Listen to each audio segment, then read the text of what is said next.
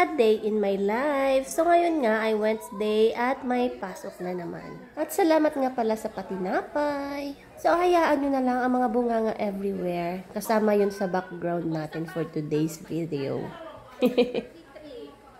At ngayong araw nga ay gagawin namin yung pattern ng culottes pants. At sa paggawa nga ng pattern, kailangan sundan mo talaga yung step para makuha mo ang tamang paggawa ng pattern na ito. At sa paggawa nga nito ay may iilang measurements na kakailanganin. So, dapat naka-ready na yung measurement na kailangan natin sa pattern na ito. So, ang kailangang measurement nga dito ay yung crotch, waistline, hip 2, tsaka yung length ng pants. Yung curve nito, ma'am, dito ba nang gagaling yun? Gagamitin mo yun. O dito sa loob.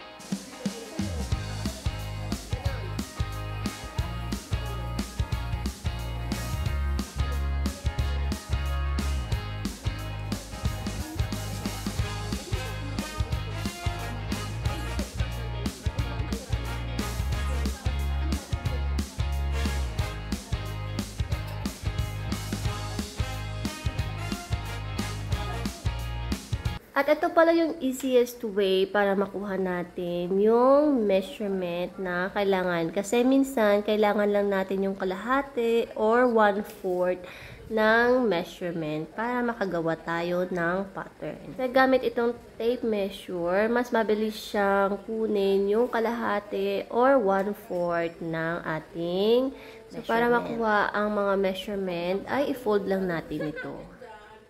So, kadalasan lang naman kinukuha dito yung kalahati or 1/4 ng ating measurement. So, fino-fold lang ito para mas mabilis.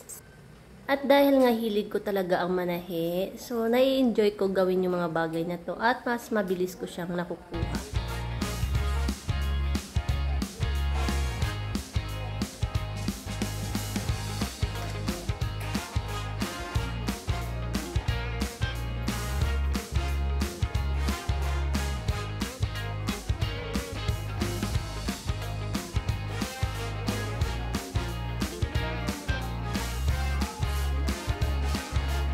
Pagkatapos ko nga gawin ito, ay pinapacheck namin ito para naman malaman namin kung tama ba talaga yung ginagawa namin.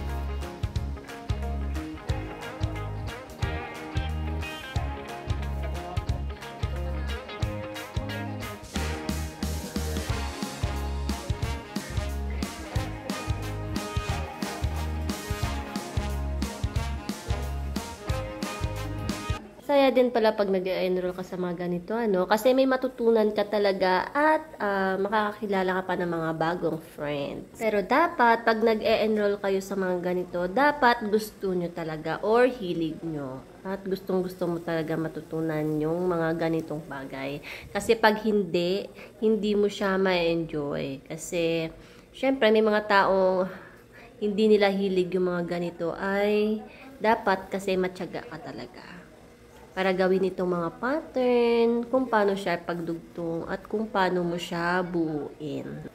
Hindi lang basta pananahe or paggagawa nito ang gagawin mo. Dapat mahaba din ang pasensya mo, lalo na kung ang makina mo ay nag-iinarte. So, it's time na for checking. So, mag-up ka dito ng 1/2 inch. Less? Oo, less ka ng 1/2. Tapos dito, mag-measure ka ng 4 and 1/4. Tapos kukunin mo ito. Ganoon din ang 4 and 1/4. Half to, ang ibabawas? Ito, half ito. Tapos 4 and 1/4. Tapos kaganin mo. Parang sa skirt lang din. Ganito yun mo lang.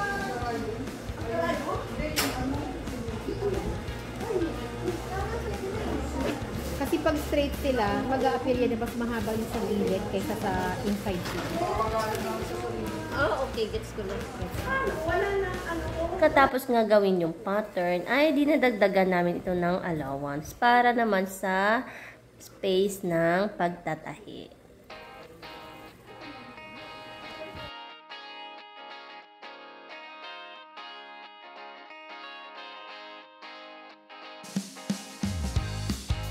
At pagkatapos nga ito malagyan ng allowance ay kinakat na namin ito para pwede na namin siya magawa ng pattern sa tela.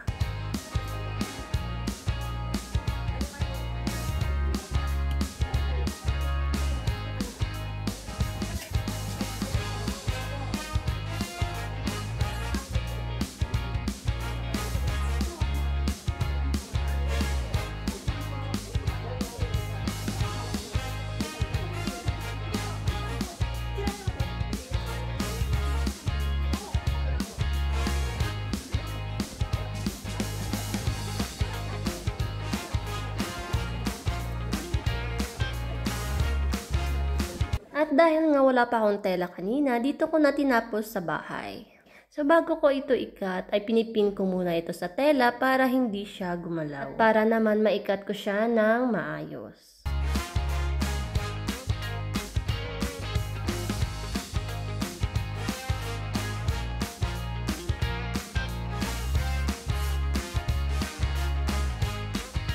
So that's it for today's video. Bye-bye. Thank you for watching.